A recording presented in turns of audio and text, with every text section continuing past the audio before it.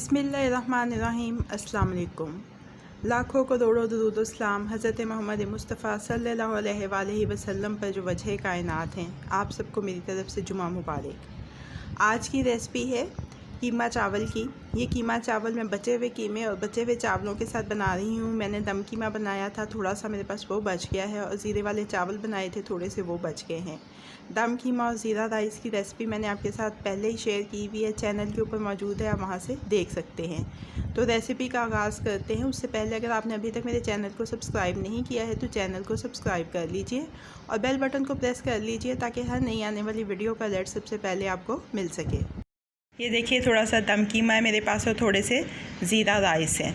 एक अंडा ले लिया है, इसको अच्छी तरह से फेंट लिया है। अब इसमें थोड़ा सा नमक, हस्बे जायका, चौथाई चाय का चम्मच काली मिर्च और चुटकी भर हल्दी डाल के फिर से इसको अच्छी तरह से फेंट के एक साइड पे रख लिया है। दरमियानी आंच के ऊपर एक मैंने पैन रखा है, उसमें 1 खाने का चम्मच तेल का डाला है।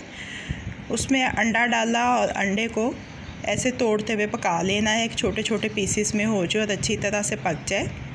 एक तरफ करके उसको इसमें मैं अब डाल रही हूँ। मेरे पास एक गाजर थी छोटी और आधी शिमला मिर्च थी, जिनको मैंने बारीक काट लिया है। ये दोनों चीज़ें मैंने इसमें शामिल कर दी और थोड़ी देर इसको सौते किया।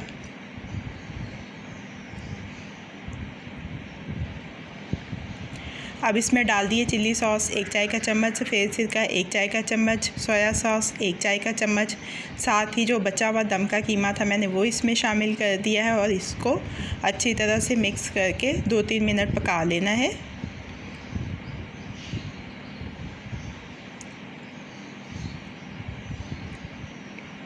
अब जो मेरे पास ज़ीरा राइस बचे हुए थे, तकरीबन 1 प्याली के बराबर, वो मैंने इसमें शामिल कर दिए हैं और बस अब इनको अच्छी तरह से मिक्स करके 2-3 मिनट अच्छी तरह से पका लेना और 5 मिनट के अंदर अंदर हमारे कीमा चावल तैयार हो गए हैं।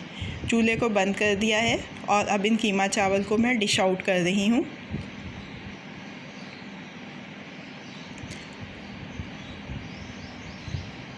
कीमा चावल को डिश आउट कर लिया है, अब ये रेडी टू सर्व है। कैसी लगी आपको आज की रेसिपी, फ़ीडबैक ज़रूर दीजिएगा। अगर आपको मेरी रेसिपी पसंद आई है तो इसको लाइक और शेयर भी कीजिएगा।